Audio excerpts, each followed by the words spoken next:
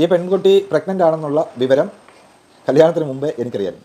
ഇവരുടെ ഏറ്റവും പ്രധാനപ്പെട്ട ലക്ഷ്യം വിവാഹം നടത്തുക, 2-3 വർഷം കഴിഞ്ഞ് ഈ കൊച്ചിനെ തട്ടിക്കളയും. നസീമയ്ക്ക് തലക്കടിയേറ്റിട്ടുണ്ടായിരുന്നു. 2-3 ദിവസം സുഖമില്ലാതെ കിടപ്പായിരുന്നു. ആശുപത്രിയിൽ കൊണ്ടുപോയിട്ടേ ഇല്ല. അങ്ങനെയാണ് മരണപ്പെട്ടതെന്ന് അറിഞ്ഞു.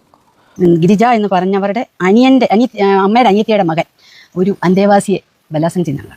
ചേച്ചി നേരിട്ട് കണ്ടോണ്ട് ഹായ് ഗൈസ്, വെൽക്കം ബാക്ക്. ഉദയഗിരിജ ആൻഡ് ആ ഒരു ഓർഫനേജ് തന്നെയാണ് വിഷയം. ആൻഡ് എനിക്കറിയാം നിങ്ങളിൽ പല ആൾക്കാർക്കും ഈ ഒരു വിഷയം കേട്ട് മടുത്തിരിക്കുകയാണെന്നുള്ളത്. കാര്യം നമ്മൾ ലാസ്റ്റ് ഇടുന്ന വീഡിയോസിലാണെങ്കിൽ പോലും നിങ്ങൾക്കിടാനെ കൊണ്ട് അഭിപ്രായങ്ങൾ പോലും കമൻറ്റിൽ ഇടാനെ കൊണ്ട് നിങ്ങൾക്കില്ല. കാര്യം ഇതിൽ കൂടുതൽ നമ്മൾ എന്ത് പറയാനാണ്? കാര്യം നമുക്ക് പറയാനുള്ളതൊക്കെ ഓൾറെഡി എല്ലാവരും പറഞ്ഞു കഴിഞ്ഞതാണ് അല്ലേ. ഇവിടുത്തെ അധികാരികൾ ഇതിനൊരു നടപടി സ്വീകരിക്കണം, കൃത്യമായിട്ടുള്ള അന്വേഷണം ഉണ്ടാവണം എന്നുള്ള കാര്യങ്ങളൊക്കെ തന്നെയാണ് നമുക്ക് എല്ലാവർക്കും പറയാനുള്ളത്. അതിൽ കൂടുതൽ നമ്മൾ എന്ത് പറയാനാണ് അല്ലേ. പിന്നെ ഇവിടെ ഞാൻ വീണ്ടും സംസാരിക്കുന്നതിൻ്റെ കാര്യം എന്താണെന്ന് വെച്ച് കഴിഞ്ഞാൽ, സംസാരിക്കാൻ വേറെ ആരും ഇല്ലടേ. നമ്മൾ കുറച്ച് ഈ പറഞ്ഞ സോഷ്യൽ മീഡിയയിൽ കിടക്കുന്ന നമ്മൾ കുറച്ച് ആൾക്കാർ മാത്രമേ ഉള്ളൂ ഇപ്പോഴും ഇതിനെ പറ്റിയിട്ട് സംസാരിക്കാനൊക്കെ ഉണ്ട്. മെയിൻ സ്ട്രീം ചാനൽസ് ആണെങ്കിൽ കൂടി ഇതിനെ പറ്റിയിട്ട് 1-2 ന്യൂസ് മാത്രമേ പുറത്ത് വിട്ടിട്ടുണ്ടായിരുന്നുള്ളൂ. പിന്നെ നിങ്ങളൊന്ന് ആലോചിച്ച് നോക്കണം, ഇവിടെ ഹണി റോസിന്റെ വസ്ത്രധാരണത്തെ ചൊല്ലിയിട്ട് ആഴ്ച തോറും അന്തിച്ചർച്ച നടത്തിയേക്കുന്ന ചാനൽസ് ആയിരുന്നു ഇവിടെ ഉണ്ടായിരുന്നത്. അപ്പോഴും ഇത്രയും സീരിയസ് കാര്യങ്ങൾ ഉണ്ടായിട്ടും അവർ തൊട്ടും തൊടാനും പോലും അവർ വരുന്നില്ലേ. ഇനി ഈ ഒരു കുട്ടിയുടെ കേസ് പറയുമ്പോഴത്തേക്കിന് കഴിഞ്ഞ ദിവസം ഈ പോലീസുകാർ അന്വേഷണത്തിന്റെ ഭാഗമായിട്ട് ഇവരുടെ ഈ കുട്ടിയുടെ അടുത്ത് ചോദ്യം ചെയ്തപ്പോഴത്തേക്കിന് പറഞ്ഞിട്ടുണ്ടായിരുന്നത്, എനിക്ക് 18 വയസ്സായി 2 ദിവസം കഴിഞ്ഞതിന് ശേഷമാണെങ്കിൽ ഞാൻ ഇതുപോലെ ഈ ഒരു വ്യക്തിയുടെ ഒപ്പം ആണെങ്കിൽ കറങ്ങാൻ പോയിട്ടുണ്ടായിരുന്നു. ആ ടൈമിലാണ് ഇതുപോലെ പ്രഗ്നന്റ് ആയത് എന്നുള്ള കാര്യങ്ങളാണ് പറഞ്ഞിരിക്കുന്നത്. ഇത് സത്യം പറഞ്ഞാൽ ഒരു അബദ്ധത്തിൽ പറഞ്ഞു പോയിരിക്കുന്ന ഒരു കാര്യം തന്നെയാണ്. കാരണം ഇത് അങ്ങനെയാണെങ്കിൽ തന്നെ ഇപ്പോൾ അവരെയൊക്കെ സേവ് ചെയ്യാൻ വേണ്ടി പറഞ്ഞതാണെങ്കിൽ കൂടി ചട്ടത്തെ ലംഘിക്കുന്ന ഒരു കാര്യം തന്നെയാണ് അവർ ചെയ്തിട്ടുള്ളത്. കാര്യം 18 വയസ്സ് പൂർത്തിയായി 2 ദിവസം കഴിഞ്ഞെന്ന് പറഞ്ഞാൽ പോലും അവിടെയുള്ള ആ സ്ഥാപനത്തിലുള്ള ഒരു പെൺകുട്ടി പുറത്തോട്ട് മറ്റൊരാളുടെ ഒപ്പം ഇതുപോലെ കറങ്ങാൻ പോകണമെന്നുണ്ടെങ്കിൽ അത്രത്തോളം സുരക്ഷിതത്വമേ അവിടെ ഉള്ളൂ. കാര്യം ബാക്കിയുള്ള കാര്യം കൂടെ ചോദ്യം ചെയ്യപ്പെടുന്ന ഒരു കാര്യം തന്നെയല്ലേ. അപ്പം അതും ചട്ടലംഘനമായിട്ടുള്ളൊരു കാര്യമാണ് അവിടെ സംഭവിച്ചിരിക്കുന്നത്. അപ്പം ഇങ്ങനെ ഒരു മണ്ടത്തരങ്ങളൊക്കെയാണ് ആ ഒരു കുട്ടിയുടെ ഭാഗത്തു നിന്നാണെങ്കിലും ഉണ്ടായിട്ടുള്ളത്. ഇനി ഈ പറഞ്ഞേക്കുന്ന ഉദയഗിരിജനെ കുറിച്ചിട്ട് ഒരു ലേഡി ഒന്ന് കുറച്ച് കാര്യങ്ങൾ സംസാരിക്കുന്നുണ്ട്. ഇത് ആരെന്ന് വെച്ച് കഴിഞ്ഞാൽ ഇവരുടെ ഈ ഒരു ഓർഫനേജ് ആദ്യം ഉണ്ടായിരുന്ന ഒരു വാടക ബിൽഡിങ്ങിലായിരുന്നു. ആ ബിൽഡിങ് ഇവർക്ക് കൊടുത്തിരുന്ന ആ ഒരു ലേഡിയാണ് ഇവരെ പറ്റിയിട്ട് കുറച്ച് കാര്യങ്ങൾ വന്ന് സംസാരിക്കുന്നത്. ആൻഡ് ഇതിനകത്ത് ചില ആളുകളുടെ പേരൂടെ മെൻഷൻ ചെയ്യുന്നുണ്ട്. ആ പേര് നിങ്ങൾ എന്തായാലും അറിയേണ്ടത് തന്നെയാണ്. നമുക്ക് എന്തായാലും ആ ഒരു ലേഡി പറയുന്ന കാര്യങ്ങൾ കേൾക്കാം. കാരുണ്യഭവന്റെ തുടക്കം എന്റെ ഈ പുറകിൽ കാണുന്ന ഈ ഒരു വീട്ടിൽ നിന്നുമായിരുന്നു. ഈ വീടിന്റെ ഉടമയാണ് ഇവിടെ നിൽക്കുന്നത്. ഇവർക്ക് ഒരുപാട് കാര്യങ്ങൾ പലതും കേട്ട് ഞാൻ ഞെട്ടിയിരിക്കുകയാണ്. അപ്പം ഇവിടെ ഒരുപാട് കാര്യങ്ങൾ ചേച്ചിക്ക് പറയാനുണ്ട്. 15,000 രൂപ അവർ ഡിപ്പോസിറ്റ് തന്നിട്ട് പറഞ്ഞു, നിങ്ങളത് പിന്നെ ഞങ്ങൾ പോകുമ്പോൾ തന്നാൽ മതി, എടുത്തോളാൻ പറഞ്ഞു. അങ്ങനെ സ്വാമി നല്ല ഒരു അനാഥാലയത്തിൽ കൊടുക്കുവാന്നല്ലോ, അല്ലെങ്കിൽ ഒരു അംഗനവാടിക്ക് കൊടുക്കണമെന്നാണ് ഞങ്ങളുടെ അപ്പ പറഞ്ഞിരിക്കുന്നത്. അങ്ങനെ അവർ അംഗനവാടിക്ക് കൊടുത്തു. അംഗനവാടിക്കല്ല, സോറി, ഈ അനാഥാലയത്തിൽ അവരങ്ങനെ താമസമായി നല്ല രീതിയിൽ ഇങ്ങനെ പൊയ്ക്കൊണ്ടിരുന്നു. ഞങ്ങൾക്ക് ആ കഥകളൊന്നും അറിയത്തില്ല. ഒരു 15 പേരുണ്ടായിരുന്നു. എന്നിട്ട് എല്ലാ പരിപാടിക്കും ഞങ്ങളെ വിളിച്ചിരുന്നു. ഇന്ന ആളാണ് ഞങ്ങൾക്ക് തന്നത്, അദ്ദേഹത്തിനെ ഞങ്ങൾ പോയിട്ട് തൊഴണം എന്നൊക്കെ പറഞ്ഞ് അനുമോദിച്ച് ഒക്കെ കുറേ പരിപാടികളൊക്കെ നടത്തി. അങ്ങനെ എന്ത് പരിപാടി ഉണ്ടായാലും എന്നെ അറിയിക്കും, ഞാനിവിടെ വരും. ഒരു ദിവസം ഞാൻ ഇവിടെ വന്നപ്പോൾ കണ്ട കാഴ്ച എനിക്കിവിടെ പറയാൻ പറ്റുമെന്നറിയില്ല. ഈ ഗിരിജ എന്ന് പറഞ്ഞവരുടെ അമ്മയുടെ അനിയത്തിയുടെ മകൻ ഒരു അന്തേവാസിയെ ബലാത്സംഗം ചെയ്യുന്നതാണ്. ഞാൻ കണ്ടുകൊണ്ടുവരുന്നത്. പക്ഷെ ഞാൻ ഇത് അവരോട് പറഞ്ഞിട്ടില്ല. പറഞ്ഞു കഴിഞ്ഞാൽ അത് അവർ അംഗീകരിക്കത്തില്ല. ഞാൻ കാണുകയും കഥ തള്ളി തുറന്ന് അങ്ങോട്ട് ചെല്ലാനും ഇതാ കാണുന്നത്. ഇവിടുത്തെ അന്തേവാസി 35 വയസ്സ് വല്ല ഒരു തലയ്ക്ക് സ്ഥിരമില്ലാത്ത ഒരു അന്തേവാസിയാണ്. അപ്പം ഞാൻ പെട്ടെന്ന് ആ കഥ ചാരി. അതുപോലെ ഞാൻ ഒന്നും മിണ്ടിയില്ല. എനിക്ക് കണ്ടപ്പോൾ ഭയങ്കര വിഷമം. കാരണം ഈ വീട്ടിനകത്ത് ഇത് നടന്നല്ലോ, ഞാൻ പെട്ടെന്ന് ഇറങ്ങി. ഈ പറഞ്ഞേക്കുന്ന കാര്യം ഈ അടുത്ത് നടന്നതോ ഈ കഴിഞ്ഞ വർഷങ്ങൾക്കിടയിൽ നടന്ന കാര്യമില്ല. ഇത് തുടങ്ങിയ സമയത്ത് ഈ ഉദയഗിരിജ ഈ സ്ഥാപനം ഏറ്റെടുത്ത് നടത്തുന്ന ടൈമിലുള്ള, അല്ലെങ്കിൽ ഇത് നടത്തുന്ന ആ ഒരു തുടക്ക ടൈമിൽ നടന്നേക്കുന്ന കാര്യമാണ് ഈ പറഞ്ഞേക്കുന്നത്. അന്ന് ആ ഒരു കാലത്തിൽ അല്ലെങ്കിൽ ആ ഒരു സമയത്ത് തുടങ്ങിയ സമയത്ത് ഇവർ ഇത്രയും ചെയ്തിട്ടുണ്ട്. നമ്മൾ സ്വാഭാവികമായിട്ടും ഇങ്ങനെ ഒരു സ്ഥാപനം തുടങ്ങുന്ന ടൈമിൽ, ഏതൊരു സ്ഥാപനമായിക്കോട്ടെ, തുടങ്ങുന്ന ടൈമിൽ നമുക്ക് എന്തായാലും ഈ പറയുന്ന പ്രശ്നങ്ങളിലോട്ട് പോകാണ്ടിരിക്കാനായിരിക്കും മാക്സിമം ആൾക്കാർ ശ്രമിക്കുക. ആ ടൈമിൽ പോലും ഇത്തരം കാര്യങ്ങൾ അവരവിടെ ചെയ്തിട്ടുണ്ടെങ്കിൽ, ഇത്രയും ഹോൾഡും കാര്യങ്ങളൊക്കെ ആയതിനു ശേഷം എന്തോരം കാര്യങ്ങൾ അവരവിടെ ചെയ്തിട്ടുണ്ടായിരിക്കും. ഈ കാര്യമായിരുന്നു നമ്മൾ തുടക്കത്തിലും പറഞ്ഞിട്ടുണ്ടായിരുന്നത്. ആ കുട്ടി അവിടെ 18 വയസ്സ് പൂർത്തിയാകുന്നതിന് മുന്നേ അവിടെ വെച്ച് പ്രഗ്നന്റ് ആയിട്ടുണ്ടെങ്കിൽ ബാക്കിയുള്ളവരുടെ കാര്യത്തിൽ അല്ലെങ്കിൽ ബാക്കിയുള്ളവരുടെ സുരക്ഷിതത്വം കൂടി നമ്മൾ വലിയ രീതിയിൽ ചോദ്യം ചെയ്യുന്ന ഒരു സിറ്റുവേഷൻ ആണ് അല്ലേ. അപ്പോഴും എൻ്റെ ഒരു വീഡിയോക്കകത്ത് ഒരാൾ വന്നിട്ടേക്കുന്ന കമന്റ് ഞാൻ ഇപ്പോഴും ആലോചിക്കുന്നത്. ഇടയ്ക്ക് ഒരു വീഡിയോക്കകത്ത് ഞാൻ മെൻഷൻ ചെയ്തിട്ടുള്ളതാണ്. അതായത് അങ്ങനെ ആണെങ്കിൽ തന്നെ എന്താണ്, അവൻ അവളെ സ്വീകരിച്ചില്ലേ എന്ന് പറഞ്ഞേക്കുന്ന ഒരു വ്യക്തി ഉണ്ടായിരുന്നു. ആ വ്യക്തിയൊക്കെ ഈ വിഷയങ്ങളൊക്കെ അറിഞ്ഞിട്ടുണ്ടോ എന്തോ. എന്തായാലും പുള്ളിക്കാരി പറഞ്ഞ ബാക്കിയും കൂടെ കേൾക്കാം. എൻ്റെ ജോലിക്കാരെ ഞാൻ വിട്ടിരുന്നു. അവർ പറഞ്ഞു ആരെങ്കിലും എൻ്റെ ജോലിക്കാരെ വേണേ. എനിക്കിതിൻ്റെ അതിന് മുമ്പാണ് ജോലിക്കാർ വന്നു കഴിഞ്ഞപ്പോൾ ഞങ്ങളെ എന്തിനാ അങ്ങോട്ട് വിട്ടത്, ഞങ്ങൾ തുണി മാറാൻ സമ്മതിക്കുന്നില്ല, ആണുങ്ങൾ ഇവിടെ ജോലി ചെയ്യുന്നവർ വന്ന് ഞങ്ങളുടെ അടുത്ത് നിൽക്കുകയാണ്. പിന്നെ ഒരു നേഴ്സിനെ വിട്ടു. നേഴ്സ് പറഞ്ഞു, ടീച്ചറെ ഞങ്ങൾക്ക് ഇത് പറ്റിയ പണിയല്ല, ഞങ്ങളെ കൊണ്ട് ഇതൊന്നും പറ്റത്തില്ല ടീച്ചർ, ഞങ്ങളെ ഒരിക്കലും ഞങ്ങളെ ഇങ്ങോട്ട് വിട്ടേക്കല്ലേ. സ്ഥിരമായി നടന്നുകൊണ്ടിരുന്ന ഇതാണ്. ഒരു അനാഥാലയത്തിന്റെ പിന്നാമ്പുറത്ത് ഇവരൊരു അധോലോകമായിരുന്നു നടത്തിക്കൊണ്ടിരുന്നത്. ഒരു റെഡ് സ്ട്രീറ്റ് തന്നെ, ചെറിയൊരു റെഡ് സ്ട്രീറ്റ് തന്നെ അവർ അതിനകത്ത് ഉണ്ടാക്കിയിട്ടുണ്ടായിരുന്നത്. ഇത്രയും അവിടെയുള്ള ആൾക്കാരെയൊക്കെ ആണെങ്കിൽ പറഞ്ഞു കഴിഞ്ഞുണ്ടല്ലോ കുറച്ചുകൂടെ ഈ ചേച്ചിക്കാണെങ്കിൽ അത്ര ഓപ്പൺ ആയിട്ടൊന്നും പുള്ളിക്കാരി കാര്യങ്ങൾ സംസാരിക്കുന്നില്ല. എന്നിട്ടും ഈ പറയുന്ന കാര്യങ്ങൾ തന്നെ കേട്ടിട്ട് നിങ്ങൾക്ക് എത്രത്തോളം തോന്നുന്നുണ്ട് അല്ലേ? അപ്പൊ ഇതിനൊക്കെ ചുക്കാൻ പിടിച്ചു കൊടുക്കുന്ന വേറെ കുറച്ച് ടീംസ് ഉണ്ട്.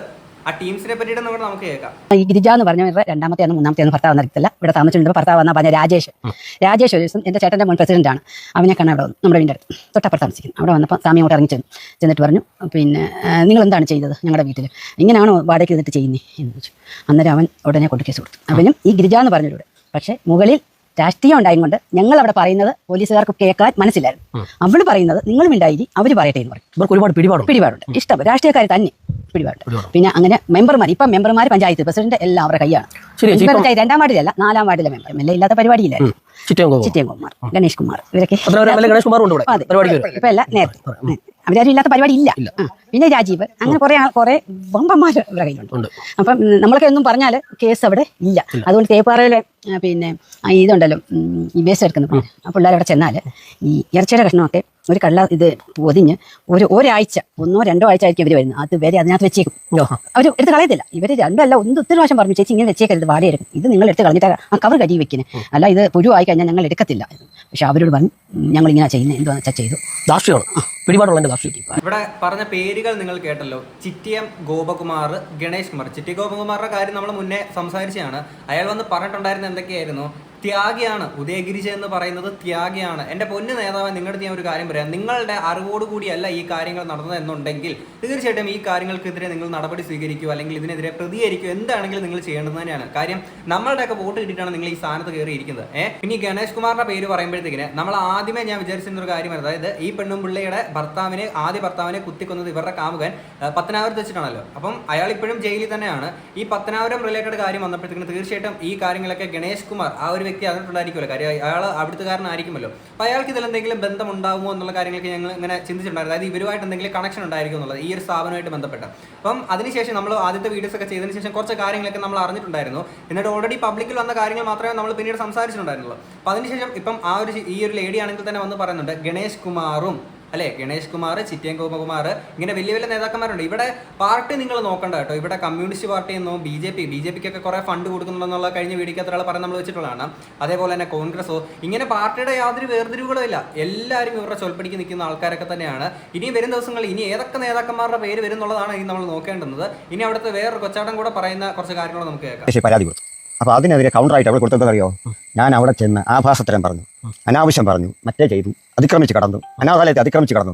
പോലീസ് സ്റ്റേഷനിൽ പോയി അവളും വിളിച്ച് പറഞ്ഞു, ഞാനും വിളിച്ച് പറഞ്ഞു. അപ്പോൾ ആ എസ് ഐ എന്ന് പറഞ്ഞാൽ അവനൊരു ഷണനായിരുന്നു, മലയാളത്തിൽ പറഞ്ഞ ഷണനായിരുന്നു. അവൻ അത് കേട്ടിട്ട് ആ 2 പേരെ സെറ്റിൽ തീർക്കുന്നത്. നമ്മൾ എൻ്റെ വാദം കേട്ടില്ല, അവിടെ വാദം കേട്ടില്ല. പക്ഷേ ഒരു കോൺസ്റ്റബിൾ ആയിരുന്നു. അയാളെന്ന് പറഞ്ഞു, സാറേ പിന്നെ അദ്ദേഹത്തിന് ഒരു പരാതിയുണ്ട്, ആ പരാതിയൊക്കെ പോട്ടെ. കാര്യം അവള് മേളിൽ വിളിച്ച് പറഞ്ഞു, മേളിൽ പറഞ്ഞാൽ ഗണേഷ് കുമാറും ചിറ്റകുമാറും വലിയ ഇവിടെ കിടക്കുന്നത്. ശരി വേണ്ടെന്ന് പറഞ്ഞു, ഞാൻ പോകുന്നു. ഞാൻ പറയാം, നീ അനുഭവിക്കും. ബ്രാഹ്മണ ഒരെല്ലാം കൊണ്ടുപോയാൽ അവൻ അനുഭവിച്ചിട്ടുണ്ട്, അനുഭവിക്കും. അങ്ങനെ അനുഭവിച്ചുകൊണ്ടിരിക്കുക. ഇതാണ് സംഭവം. അപ്പം ചിറ്റവും ഈ ഗണേഷ് കുമാറുമാണ് ഇവരെ സംരക്ഷിക്കുന്നത്. ഇവിടെ നടന്ന കഴിഞ്ഞിടയ്ക്ക് നടന്ന പ്രശ്നങ്ങളെ കുറിച്ച് അറിഞ്ഞാൽ പിന്നെ ഒരു കുട്ടി എന്തോ പിന്നെ ഇമ്മച്ചറായിട്ടൊക്കെ പ്രഗ്നന്റ് ആയി. നാട്ടുകാർക്ക് അങ്ങനെ പലതും പറയാനുണ്ടായിരിക്കും. വരും ദിവസങ്ങളിൽ ഇവിടുത്തെ പലരും പേടിച്ചിട്ടാണ് പല കാര്യങ്ങളും പുറത്തോട്ട് വരാത്തത്. അതിൽ വേറൊരു ചേട്ടൻ പറയുന്ന ഒരു കാര്യമുണ്ട്. ഈ കല്യാണം കഴിഞ്ഞ ദിവസം രാത്രി ഈ പെൺകുട്ടിയാണെങ്കിൽ അടൂർ സ്റ്റേഷനിലാണെങ്കിൽ ഓടി പോയിട്ടുള്ള ഒരു സിറ്റുവേഷൻ പറ്റിയിട്ട് മുന്നേ ഒരു വീഡിയോ നമ്മൾ പറഞ്ഞിട്ടുള്ളതാണ്. അതിനെപ്പറ്റി ഈ ഒരു ചേട്ടൻ പറയുന്നുണ്ട്. മുഖം പോലും കാണിക്കുന്നില്ല, പേടിച്ചിട്ടാണെന്ന് പറയുന്നുണ്ട്. നമുക്കതൊന്ന് കേൾക്കാം. പറഞ്ഞാൽ ഞങ്ങൾ സാധാരണ തേപ്പാറ ഗ്രാമപ്രദേശം, ഈ ജീവന്മാരുടെ കാര്യം എല്ലാ ചരിത്രം ഞങ്ങൾക്ക് എല്ലാം അറിയാം. ഞങ്ങളുടെ നാട്ടുകാരൊന്നും ഇടപെടാൻ പറ്റത്തില്ല, അത്ര ഭീഷണിയാണ്. ആ മോളിൽ ഭയങ്കര പിടിപാടുള്ള ആ കല്യാണ ദിവസം രാത്രി സന്ധ്യയ്ക്ക് ഞങ്ങളുടെ പിന്നെ സുഹൃത്തിന്റെ വീട്ടിൽ ഈ രാത്രി 6:45-7 മണിയായപ്പോൾ ഈ പെണ്ണു, ഈ കല്യാണം കഴിഞ്ഞ കുട്ടി ആ താലിച്ചരടുമായിട്ട് ഓടി എൻ്റെ സുഹൃത്തിന്റെ വീട്ടിലെത്തി. എത്തിയെന്ന് പറഞ്ഞാൽ അവിടെ സിറ്റൗട്ടിൽ മഴ എന്ന് പറഞ്ഞു, ചേച്ചി എന്നെ രക്ഷിക്കണം, എന്നെ പീഡിപ്പിക്കാൻ എന്ന് പറഞ്ഞു. ആ വീടിന് 5 വീടിന് അപ്പുറത്താണിത്. കാടും തോടും കടന്നു വേണം കയറാൻ. അവിടെ പകൽ പോലും മനുഷ്യർ പോകാത്തൊരു സ്ഥലമാണ്. ആ സ്ഥലത്തോടാണ് ഇവിടെ ഓടി വന്നത്. കല്യാണ ദിവസം രാത്രി 7 മണിക്ക്. അപ്പോൾ ഞാനും എൻ്റെ സുഹൃത്തും കൂടെ ജംഗ്ഷനിൽ ഇരുന്നപ്പം ഇവിടുത്തെ അന്നമ്മ എന്ന് പറയുന്ന ഒരു സ്ത്രീയുണ്ട്. ആ സ്ത്രീയോട് പറഞ്ഞ മാമേ ഞങ്ങൾക്ക് പേടി, അമ്മ വിളിക്കാൻ പറഞ്ഞ് ഫോൺ കൊടുത്തു. വിളിച്ചപ്പോൾ അവിടെ നടക്കുന്ന പൂരപ്പാട്ട് മൊത്തം നമ്മൾ കേട്ടോണ്ടിരിക്കുക, ഫോൺ സ്പീക്കറായിട്ടേക്കുക. അപ്പോൾ പറഞ്ഞു, നിങ്ങളുടെ മകൾ ഇവിടെ എന്ന് പറഞ്ഞു. ആ അമ്പലത്തിനോട് ഏത് അമ്പലം, മാമോനെ പൂമോനെ എത്ര അമ്പലം ഉണ്ടാ കേരളത്തിൽ എന്ന് പറഞ്ഞ് ഇവിടെ കെട്ടിയവനാണ് ഈ സംസാരിക്കുന്നത്. കെട്ടിയവനാണ്. അവന് തുരുമ്പുകളുമില്ല. അവിടെ അങ്ങ് പാർട്ടി നടക്കുക, തമിഴ് പാട്ടും മറ്റേ പാട്ടും പൂരപ്പാട്ടുകൾ നടന്നുകൊണ്ടിരിക്കും. അപ്പോൾ ചന്ദ്ര ചേച്ചി എന്ന് പറഞ്ഞൊരു മകൾ വന്നപ്പോൾ ഞാൻ മക്കളെ ഇവിടെ കൂടെ ഈ എൻ്റെ സുഹൃത്ത് പറഞ്ഞു ഇവിടെ കൂടെ കൊണ്ടുപോകാൻ പറഞ്ഞു. പക്ഷേ എനിക്ക് പറ്റത്തില്ല എന്ന് അവനോട് പറഞ്ഞു. ഈ കുടയും കൊണ്ട് ആ കുട്ടി പോയി ഒരു മാരുതി വണ്ടി വന്ന് ഇവിടെ കെട്ടിക്കൊണ്ട് പോകുമായിരുന്നു. ഇതാണ് സത്യമായ കാര്യങ്ങൾ. ഈ സംഭവം ഇപ്പം കഴിഞ്ഞ ദിവസം അറിഞ്ഞൊരു സംഭവം ഞാൻ പറയാം. ചേട്ടൻ മുഖം കാണിക്കാതെ വരുന്ന കൊണ്ടല്ല, ചേട്ടന് പേടിയാണ്. കാര്യം അവർക്ക് ഉന്നത ബന്ധങ്ങളുണ്ട്, ചേട്ടന് പേടിയുണ്ട്. ഞാൻ പറയുമ്പോൾ എന്താ പറഞ്ഞാൽ, നമ്മുടെ ഒരു സുഹൃത്ത് രാത്രി കല്യാണം കഴിഞ്ഞ ദിവസം രാത്രിയിൽ ഈ പറഞ്ഞ ഡ്യൂട്ടി കഴിഞ്ഞ് വൈകുന്നേരം രാത്രി 7 മണി 8 മണി സമയം 9 മണി സമയം കൊണ്ടാണെന്ന് തോന്നുന്നു. ഡ്യൂട്ടി കഴിഞ്ഞ് അടൂർ സ്റ്റാൻഡിൽ നിൽക്കുന്ന സമയത്ത് മഴ നനഞ്ഞുകൊണ്ട് ഈ പറഞ്ഞ കുട്ടി അടൂർ ഇരിപ്പുണ്ടായിരുന്നു. കല്യാണം കഴിഞ്ഞതിൻ്റെ അന്ന് തന്നെ കൊച്ചു പേടിച്ച് വരേണ്ടി നിൽക്കുകയാണ്. അവരെ കുഞ്ഞിനെ ഉപദ്രവിച്ചു എന്ന് പറഞ്ഞ് ആ കൊച്ചു പേടിച്ച് നിൽക്കുകയായിരുന്നു. പിന്നെ ഈ പറഞ്ഞ നമ്മുടെ സുഹൃത്ത് പെട്ടെന്ന് പോലീസിനെ വിളിക്കുകയും പോലീസ് വരികയും പിന്നെ അദ്ദേഹത്തിന് അവിടെ നിൽക്കാൻ പറ്റാത്ത സിറ്റുവേഷൻ പെട്ടെന്ന് പോകണമായിരുന്നു. അങ്ങനെ പോയി ചേട്ടൻ അനാശാസ്യം കൊണ്ട് അവൾ പേടിച്ചു പോയി. ഇവളെല്ലാം കൂടെ മലോത്സവം ചെയ്യുന്നപ്പോൾ അവൾ ഭയന്ന് ഓടി. അങ്ങനെ ആ സുഹൃത്തിനെ വീട്ടിൽ വന്ന് കരുത്. അവിടെ നമ്മൾ 1 കിലോമീറ്റർ ചാടിയാണ് റോഡ് ജംഗ്ഷനിൽ വന്ന് അവിടുത്തെ സ്ത്രീകൾ ഇവിടെ സഹായിക്കുന്നപ്പോൾ ഒരു മാരുതി വണ്ടി വന്ന് എടുത്തുകൊണ്ട് പോയെന്നാണ് അറിവ്. പിന്നെ അവർ പ്രതികരിക്കാൻ ഇതിനൊക്കെ ഉണ്ടല്ലോ അടൂർ പോലീസ് സ്റ്റേഷനിൽ സീരിയസ് ആയിട്ട് ഞാൻ പറയുകയാണ്. ഞാൻ പല വീഡിയോസിനകത്ത് പറഞ്ഞിട്ടുള്ളതാണ് ഇന്ത്യയിലെ തന്നെ ഏറ്റവും ബ്രില്യൻ്റ് ആയിട്ടുള്ള ഫോഴ്സാണ് കേരള പോലീസ്. പക്ഷേ അതിലെ ചില ഇത്തൽ കള്ളികളാണ് ഈ ഫോഴ്സിന് തന്നെ വലിയൊരു നാണക്കേട് ഉണ്ടാക്കുന്നത്. അടൂർ സ്റ്റേഷനിലെ പല ഉദ്യോഗസ്ഥർ, എല്ലാവരും അല്ല പറയുന്നത്, പല ഉദ്യോഗസ്ഥർ ഇവരുടെ ചൊൽപ്പടിക്ക് നിൽക്കുന്ന ആൾക്കാർ ഇവരെ മാക്സിമം ഇവരെ സപ്പോർട്ട് ചെയ്തിട്ടുണ്ട്. ഏതൊക്കെ രീതിയിൽ ഇവരുടെ ചൊൽപ്പടിക്ക് നിൽക്കാൻ പറ്റുമോ അതൊക്കെ ഇവർ ചെയ്തിട്ടുണ്ട്. അതിന് ഒരു പരിധി വരെയാണെങ്കിൽ ഇവർ മാത്രമല്ല കുറ്റക്കാർ, ഇവരുടെ നേതാക്കന്മാരുണ്ടല്ലോ അവർ പറഞ്ഞു കൊടുക്കും ഇത് അവരെ എങ്ങനെ സപ്പോർട്ട് ചെയ്യണം, ഇങ്ങനെ ചെയ്യണം എന്നൊക്കെ. അവർക്കും പല ആൾക്കാർക്കും പിന്നെ നിസ്സഹായതയോടുകൂടി ആഗ്രഹം ഉണ്ടായിരിക്കും ഇതിങ്ങനെയല്ല ഇവരുടെ ഭാഗത്തല്ലേ ന്യായം എന്ന് വിചാരിച്ചിരിക്കുന്ന ആൾക്കാരുണ്ടായിരിക്കും. പക്ഷേ അവർക്ക് പോലും ഇതിനകത്ത് ചിലപ്പോൾ ഒന്നും സംസാരിക്കാൻ പറ്റിയെന്ന് വരില്ല. അതാണ് ഞാൻ പറഞ്ഞത്, എല്ലാവരെയും പറയുന്നില്ല. ചില ആളുകൾ ഇവരുടെ ചൊൽപ്പടിക്ക് ചിക്ലിയും വേറെ എന്തെങ്കിലുമൊക്കെ നീഡ്സ് ഉണ്ടെങ്കിൽ അതുമൊക്കെ കിട്ടിയിട്ട് നിൽക്കുന്ന ആൾക്കാരെന്നുള്ളത്. പിന്നെ ഇവിടെ ഈ കുട്ടിയുടെ കേസ് പറയുന്നുള്ളൂ, രാത്രിയിൽ പോയിട്ട് ഈ പ്രശ്നങ്ങളൊക്കെ ആയിട്ട് പോയിട്ടെന്ന് പറഞ്ഞത് ഈ കുട്ടിയുടെ ജീവനും അപകടത്തിലാണ്. ഓക്കെ, ഇപ്പം എന്തുകൊണ്ടാണ് ഈ മീഡിയാസ് ആണെങ്കിലും ആരും ഒന്നും ടേക്കപ്പ് ചെയ്യാത്തതെന്നുള്ള കാര്യം മനസ്സിലായല്ലോ. കുറേ ആൾക്കാരുടെ പേരുകൾ ഇങ്ങനെ പുറത്തോട്ട് വരിക എന്നുള്ള കാരണം കൊണ്ടൊക്കെ തന്നെയാണ് അല്ലേ ഈ നേതാക്കന്മാരാണെങ്കിലും ഇതിനകത്ത് നടപടിയൊന്നും സ്വീകരിക്കാത്തത്, ഈ പറയുന്ന കാര്യങ്ങളൊന്നും പറയാത്തത്. ചിറ്റിയാൻ ഗോപകുമാർ, ഗണേഷ് കുമാർ ഇവരൊക്കെ എന്തേ ഒന്നും സംസാരിക്കാത്തത്. പിന്നെ ഒരു കാര്യമുണ്ട്, ഈ ഒരു സ്ഥാപനമായിട്ട് ചുറ്റപ്പെട്ടിട്ട് ഈ CWCO അല്ലെങ്കിൽ ഈ സ്ഥാപനങ്ങൾ മാത്രമല്ലോ ആരോഗ്യവകുപ്പ് ആണെങ്കിലും അങ്ങനെ കുറേ കാര്യങ്ങളൊക്കെ ഇതിനകത്ത് ഉൾപ്പെടുന്നതാണല്ലോ. അപ്പോൾ ഇവരെല്ലാം വന്ന് സംസാരിക്കേണ്ടതാണ്. ഇവർക്കെല്ലാം ഇവിടെ റെസ്പോൺസിബിലിറ്റി ഉള്ള ആൾക്കാരൊക്കെ തന്നെയാണ്. പിന്നെ ഈ ഒരു പെൺകുട്ടി സേഫ് ആയിരുന്നില്ല. അവരുടെ പ്ലാൻ ഈ കുട്ടീനെ കല്യാണം കഴിപ്പിച്ച് കൊടുത്തിട്ട് നന്മമരം ചെവഞ്ഞിട്ട് കുറച്ച് നാൾ കഴിഞ്ഞിട്ട് ആ കുട്ടീനെ അങ്ങ് തുടച്ച് നീക്കാൻ വേണ്ടിയിട്ടായിരുന്നു. ഇനി കെനഡി ചാക്കോ എന്ന് പറയുന്ന ഈ സ്ഥാപനത്തിനെതിരെ കംപ്ലൈൻറ്റ് കൊടുത്തിട്ടുണ്ടായിരുന്ന ആ ഒരു ചേട്ടൻ വന്നിട്ട് കുറച്ച് കാര്യങ്ങൾ ഇവർക്കെതിരെ സംസാരിക്കുന്നുണ്ട്. ഫൈനൽ ന്യൂസ് മലയാളത്തിൽ വന്നിട്ടുള്ളതാണ്, നമുക്കൊന്ന് കേൾക്കാം. നസീമ മരണപ്പെട്ട പിറ്റേ ദിവസം 9-ാം തീയതിയാണ്, സെപ്റ്റംബർ 9-ാം തീയതിയാണ് നസീമ മരിക്കുന്നത്. ഈ നസീമ എന്ന് പറയുന്നത് ഈ ചേട്ടന് ഇതുപോലൊരു സ്ഥാപനം നടത്തിയിരുന്നു. ആ സ്ഥാപനത്തിനുണ്ടായിരുന്ന അന്തേവാസിയായിരുന്നു നസീമ. ഈ നസീമേനെയാണെങ്കിൽ അവർ അങ്ങോട്ടേക്ക് ഷിഫ്റ്റ് ചെയ്തിട്ടുണ്ടായിരുന്നു, ഈ നമ്മുടെ മമ്മി ഗിരിജയുടെ സ്ഥാപനത്തോട് ഷിഫ്റ്റ് ചെയ്തിട്ടുണ്ടായിരുന്നു. അപ്പം അന്നേരമുള്ള കാര്യമാണ് ഈ പറഞ്ഞത്. രാവിലെയാണ് ഞാൻ ഈ സംഭവം അറിയുന്നത്. അത് സംഭവം അറിയാൻ കാരണം നസീമയുടെ ആധാർ കാർഡ് എൻ്റെ കൈവശമായിരുന്നു. അതുകൊണ്ട് ആധാർ കാർഡ് ചോദിച്ചാണ് അവർ വിളിച്ചത്. അവർ വിളിച്ചപ്പോൾ പറഞ്ഞത് പെട്ടെന്ന് തല കറങ്ങി താഴെ വീണ് ആശുപത്രിയിൽ കൊണ്ടുപോയി ആശുപത്രിയിൽ ചെന്നപ്പോഴാണ് മരിച്ചതെന്നാണ് പറഞ്ഞിരുന്നത്. അതിനുശേഷം അവരുടെ സഹോദരൻ്റെ നമ്പർ വാങ്ങിക്കുന്നു, നമ്പർ കൊടുക്കുന്നു. സഹോദരനോട് അവർ പറഞ്ഞത് വൈകിട്ട് ചായ കൊടുക്കാൻ നേരത്ത് ചായയും കൊണ്ട് ചെന്നപ്പോൾ മരിച്ചു കിടക്കുകയായിരുന്നു എന്ന് പറഞ്ഞു. അപ്പോൾ ഈ രണ്ടും തമ്മിൽ പൊരുത്തപ്പെടാത്ത ഒരു ഇത് വന്നതുകൊണ്ട് നമ്മുടെ ഒരു ചെറിയ എളിയ അറിവ് വെച്ച് പലയിടത്തും ഞാൻ അന്വേഷിച്ചപ്പോഴാണ് പറയുന്നത് നസീമയ്ക്ക് തലയ്ക്കടി ഏറ്റിട്ടുണ്ടായിരുന്നു. 2-3 ദിവസം സുഖമില്ലാതെ കിടപ്പായിരുന്നു, ആശുപത്രിയിൽ കൊണ്ടുപോയിട്ടേ ഇല്ല, അങ്ങനെയാണ് മരണപ്പെട്ടതെന്ന് അറിഞ്ഞു. മുമ്പ് നമ്മളെ ലക്ഷ്മി എന്ന് പറയുന്ന ആ ഒരു പെൺകുട്ടിയുടെ മരണത്തെ പറ്റിയിട്ട് പറഞ്ഞിട്ടുണ്ടായിരുന്നു. ഇവർ നല്ല രീതിയിൽ കെയർ ചെയ്യാതെ നല്ല ഫുഡ് പോലും കൊടുക്കാതെ മരണപ്പെട്ടു പോയിട്ടുള്ളതാണ്. അതിൻ്റെ ഉത്തരവാദി ഇവർ തന്നെയാണെന്നുള്ളത്. ഇവിടെ ഈ നസീമ എന്ന് പറയുന്ന പെൺകുട്ടി മരണപ്പെട്ട ഒരു കാര്യം ഇദ്ദേഹം കേസ് കൊടുത്തിട്ടുണ്ട്. അപ്പം അതിൻ്റെ അന്വേഷണം ഉണ്ടാവേണ്ടതാണ്. അപ്പം ഇവർ ഈ ഡെഡ് ബോഡി കടത്ത് അവയവത്തിൻ്റെ ഈ സ്കീം കാര്യങ്ങളൊക്കെ ഉണ്ടല്ലോ, ഈ പ്രായം കുറഞ്ഞ ഡെഡ് ബോഡിക്കാണെങ്കിൽ വില കൂടുതൽ ഇവർക്ക് കിട്ടും. ഇദ്ദേഹം ഈ ഒരു ഇൻ്റർവ്യൂവിനകത്ത് പറയുന്നുണ്ട്, നിങ്ങൾ ഫുള്ളായിട്ട് ഫൈനൽ ന്യൂസ് മലയാളത്തിൽ പോയി കാണേണ്ടതാണ്. അപ്പോൾ ഇതിനകത്ത് പറയുന്നുണ്ട് ഈ പരിപാടി ഉണ്ടല്ലോ കച്ചവടം സെയിൽ ചെയ്യുന്നത് അവയവത്തിൻ്റെ കാര്യം, ഇതൊക്കെ ഭീകരമായിട്ട് അന്വേഷണം ഉണ്ടാവേണ്ടുന്ന കാര്യങ്ങളൊക്കെ തന്നെയാണ്. ഇത് ഉണ്ടാകുന്നതിൻ്റെ മെയിൻ റീസൺ ഈ ഇതിനകത്തുനിന്ന് ചിക്കിലിട്ടേക്കുന്ന ടീംസ് ഉണ്ടാവുമല്ലോ, അവിടെ അവരുടെ പേര് പുറത്തു വരുമല്ലോ. ഇനി ഈ പെൺകുട്ടീനെ പറ്റി പറയുന്നതെന്ന് കേട്ടോ, നമ്മുടെ ഈ കേസിലെ ഈ പെൺകുട്ടി പ്രഗ്നൻ്റ് ആണെന്നുള്ള വിവരം കല്യാണത്തിന് മുമ്പേ എനിക്കറിയായിരുന്നു. ഇവർ മകനെ കൊണ്ട് കെട്ടിക്കാൻ പോവുകയാണെന്നുള്ളവരും കെട്ടിക്കുന്നതിന് മുമ്പ് ഞങ്ങളെ പോലുള്ളവർക്ക് ഈ അറിവുണ്ടായിരുന്നു. ഇവരെന്ത് വരെയാണ് എത്തിപ്പെടുന്നതെന്ന് ഞങ്ങൾ ശ്രദ്ധിച്ചുകൊണ്ടിരിക്കുകയായിരുന്നു. മകനെയും കൊണ്ട് ഇവരെ കെട്ടിക്കാൻ ഇവർക്ക് യാതൊരു താല്പര്യമൊന്നും ഇല്ലായിരുന്നു. പിന്നെ ഇപ്പോൾ ഈ കേസ് പൊങ്ങി വന്നതുകൊണ്ട് ഏറ്റവും വലിയ പ്രയോജനം ആ കുട്ടിക്കാണ്, ആ പെൺകുട്ടിക്കാണ്. ഇവരുടെ ഏറ്റവും പ്രധാനപ്പെട്ട ലക്ഷ്യം വിവാഹം നടത്തുക, 2-3 വർഷം കഴിഞ്ഞ് ഈ കൊച്ചിനെ തട്ടിക്കളയുക, ഇല്ലാതാക്കുക. അതിനുശേഷം സ്വന്തം മകന് ഇഷ്ടപ്രകാരമുള്ള വിവാഹം നടത്താൻ വേണ്ടിയാണ് അവരുടെ പദ്ധതി. പക്ഷെ അത് പൊളിഞ്ഞു. അതുകൊണ്ട് ആ കുഞ്ഞ് രക്ഷപ്പെട്ടു, ഇരയാക്കപ്പെട്ട പെൺകുട്ടി രക്ഷപ്പെട്ടു എന്ന് വേണം പറയാൻ. അതിന് നമുക്ക് സോഷ്യൽ മീഡിയ ഒരുപാട് നന്ദി പറഞ്ഞേ മതിയാവും. അതെ, ഇത്രയും വലിയൊരു ഫ്രോഡ് ഇവിടെ നടക്കുന്നുണ്ടെന്ന് ജനങ്ങൾ അറിഞ്ഞത് സോഷ്യൽ മീഡിയ വഴിയാണ്. സോഷ്യൽ മീഡിയയിലൂടെയാണ് ഈ ഒരു യുദ്ധം നമ്മൾ തുടങ്ങി വെച്ചിരിക്കുന്നത്. ഈ പെൺകുട്ടിയുടെ കേസ് കല്യാണത്തിന്റെ കാര്യം അറിയാം. ഈ യുദ്ധത്തിന്റെ ഭാഗമാകാൻ സാധിച്ചതിൽ ഞാൻ സന്തോഷിക്കുന്നുണ്ട്. പിന്നെ ഇതിനകത്ത് എടുത്തു പറയേണ്ടത് ഒരാൾ തന്നെ ആണ് ഷെഫീന ബേബി, പുള്ളിക്കാരി എടുത്തേക്കുന്ന എഫേർട്ട് എന്ന് പറയുന്നത്. പിന്നെ ഇവിടെ ഈ കുട്ടിയുടെ കേസ് പറയുമ്പോഴത്തേക്കിന് ഇവര് നിങ്ങൾ കഴിഞ്ഞ നമ്മൾ മുന്നത്തെ വീഡിയോസിനകത്താണെങ്കിൽ ഈ കുട്ടിയുടെ ഒപ്പം പഠിച്ചിരുന്ന ആളാണെങ്കിൽ പുള്ളി പറഞ്ഞേക്കുന്ന കാര്യം അല്ലെങ്കിൽ ഇവരുടെ അന്തേവാസികളായിട്ടുള്ള ആൾക്കാർ പറഞ്ഞേക്കുന്ന വോയിസ് നിങ്ങൾ കേട്ടിട്ടുള്ളതാണ്. അതായത് ഈ കുട്ടീനെ പിച്ചക്കാരി എന്നും ഇങ്ങനെയൊക്കെ ആക്ഷേപിച്ചുകൊണ്ടായിരുന്നു ഇവർ സംബോധന ചെയ്തിരുന്നത്. അതിനു മുന്നേ ഇവർ തന്നെ പറഞ്ഞേക്കുന്ന കാര്യമായിരുന്നു, എൻ്റെ മകനെ നല്ല സ്ത്രീധനം വാങ്ങിച്ച് വിവാഹം കഴിപ്പിക്കാനാണ് അവരുടെ ആഗ്രഹം എന്നുള്ള കാര്യം കൂടെ ഇതേ മമ്മി ഗിരിജ പറഞ്ഞിട്ടുള്ളത്, അവിടുത്തെ അന്തേവാസികൾ പറഞ്ഞിട്ടുള്ളതാണ്. അപ്പം അതും ഇതുകൂടെയൊക്കെ കൂട്ടി യോജിപ്പിച്ച് നോക്കുമ്പോഴത്തേക്കിന് അദ്ദേഹം പറഞ്ഞേക്കുന്നുള്ള കാര്യം തന്നെയല്ലേ. അപ്പം എന്തിനാണെങ്കിലും ആ കുട്ടി എന്തായാലും ഇങ്ങനൊരു കേസ് വന്നതുകൊണ്ട് സേഫായി. ഇപ്പം സോഷ്യൽ മീഡിയയിൽ കാണുന്ന നന്മ മരങ്ങൾ. പിന്നെ ഒരു കാര്യമുണ്ട്, ഇതൊക്കെ കേൾക്കുമ്പോൾ നിങ്ങളിൽ പലർക്കും തെറ്റിദ്ധരിക്കപ്പെട്ടേക്കാം, വീണ്ടും തെറ്റിദ്ധരിക്കപ്പെട്ടേക്കാം, ഇവർ നല്ലത് ഇവരായിരുന്നു മോശം എന്നൊക്കെ നിങ്ങൾ ചിന്തിക്കാം. അങ്ങനെ നിങ്ങൾ ചിന്തിക്കരുത്. ഇവിടെ എല്ലാവരും മോശക്കാരാണ്, എല്ലാവരും മുഖം മൂടിയിട്ട ആൾക്കാർ തന്നെയാണ്. നിങ്ങളിപ്പം ഇവിടെ നല്ലതെന്ന് വിചാരിച്ച നാളെ വേറെ കുറച്ച് കാര്യങ്ങൾ കേൾക്കുമ്പോഴത്തേക്കിന് ഇവരോട് നമുക്ക് ഈ ഒരു ദയ തോന്നിയത് അതും പ്രശ്നമായോ എന്ന് നിങ്ങൾക്ക് തോന്നാം. അതുകൊണ്ട് മനസ്സിലാക്കുക, എല്ലാവരും മുഖം മൂടിയിട്ട് നിൽക്കുന്ന ആൾക്കാരാണ്. ഈ ഓഫ്ലൈൻ കൺട്രോൾ ബോർഡ് സെക്രട്ടറിയും സ്വന്തം ഭാര്യ നമ്മൾ വഴക്കാണ്. എൻ്റെ റെക്കോർഡ് കിടപ്പുണ്ട്. അപ്പോൾ നമ്മൾ സംശയിച്ചത് തെറ്റല്ല, കാരണം അവരുടെ വീട്ടിൽ തന്നെ അതൊരു വിഷയമായിട്ട് മാറിയിരിക്കുന്നു എന്നാണ് അറിയാൻ കഴിഞ്ഞത്. താങ്കളൊക്കെ തുറന്നു പറയുമ്പോൾ അതങ്ങനെ വരണം. ഇങ്ങനെ ഓരോ ആൾക്കാരും ഇവിടെ ഇവരുമായിട്ട് ബന്ധം പുലർത്തിയിട്ട് അവിടെയുള്ള ആൾക്കാരോട് ക്രൂരതകൾ കാണിച്ചേക്കുന്ന എല്ലാവരും ഇതിനകത്ത് പെടണം. കാര്യം എന്ന് വെച്ച് കഴിഞ്ഞാൽ ഇതൊക്കെ മറ്റുള്ളവരുമായിട്ട് ബന്ധം പുലർത്തുക എന്നൊക്കെ പറഞ്ഞ ഓരോരുത്തരുടെ വ്യക്തിപരമായിട്ടുള്ള കാര്യങ്ങളാണ്. അതിലൊന്നും നമ്മൾ അഭിപ്രായം പറഞ്ഞില്ല. പക്ഷേ ഈ ബന്ധം പുലർത്തുന്നത് അവരുടെ സ്വന്തം നേട്ടങ്ങൾക്ക് വേണ്ടിയിട്ട് ഈ കുട്ടികളെ ക്രൂരതകൾ കാണിച്ചുകൊണ്ട് ചെയ്തേക്കുന്ന നേട്ടങ്ങളല്ലേ.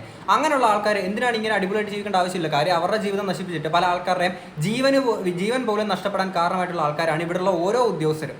അല്ലെ, ഇതിന് ചുക്കാൻ പിടിച്ചിരിക്കുന്ന ഓരോ ആൾക്കാരും. അവരുടെ കുടുംബത്തിൽ പെട്ടേക്കുന്ന ആൾക്കാർ, നിങ്ങളുടെ ഭാര്യമാരാണെങ്കിലും നിങ്ങളുടെ മക്കളാണെങ്കിലും ഈ ഉദ്യോഗസ്ഥരായിട്ട് ഈ സ്ഥാപനമായിട്ട് ബന്ധമുള്ള ആരാണെങ്കിലും തിരിച്ച് വീട്ടിൽ വരുമ്പോൾ ചോദിക്കുക, ഇത്രയും കാര്യങ്ങളൊക്കെ സംഭവിച്ചിട്ട് നിങ്ങൾ എന്തുകൊണ്ട് പ്രതികരിച്ചില്ല, നിങ്ങൾ എന്തുകൊണ്ട് ശബ്ദം ഉയർത്തിയില്ല എന്ന് നിങ്ങൾ ഓരോരുത്തരാണെങ്കിലും അവരുടെ ചോദിക്കേണ്ടതാണ്. അവരത് ശബ്ദം ഉയർത്തുന്നില്ലെങ്കിൽ രണ്ട് കാര്യങ്ങളാണ്. ഒന്ന്, പലരെയും പേടിച്ചിട്ടായിരിക്കാം. രണ്ട്, ഇവർക്കും അതിൽ ബന്ധമുണ്ട്, അല്ലെങ്കിൽ ഇവരുടെ പേരും പുറത്തോട്ട്, അല്ലെങ്കിൽ ഇവരും ഇതിനകത്ത് പ്രതി ചേർക്കപ്പെടേണ്ടുന്ന ആൾക്കാരായതുകൊണ്ട് തന്നെയാണ്. ഓക്കെ, എന്താണെങ്കിൽ ഇതൊക്കെ ആയിട്ട് നിങ്ങൾക്ക് എന്താ തോന്നുന്നുള്ളത് തീർച്ചയായും കമന്റ് ബോക്സിൽ പറയാം. പിന്നെ അഭിപ്രായം എന്ന് പറയുമ്പോൾ വലുതായിട്ടൊന്നും നമുക്ക് എന്തായാലും പറയാൻ ഉണ്ടാവില്ല എന്നുള്ളത് എനിക്കറിയാം. എന്താണെങ്കിൽ നമുക്ക് അടുത്തൊരു ആയിട്ടാണ്. അപ്പോൾ ശരി, ബൈ.